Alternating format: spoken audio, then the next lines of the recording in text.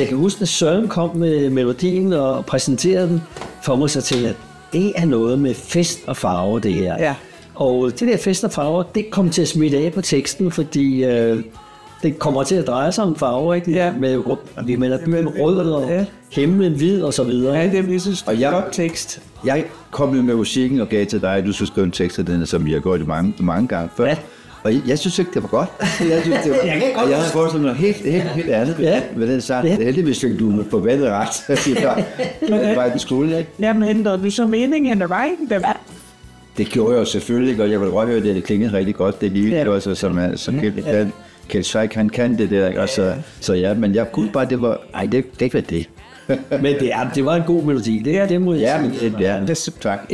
Både melodi og tekster, det er ikke fordi I sidder her med Som en. og sang. Ja, hun er ude. Nej, men det er ikke en sang, man bliver træt af.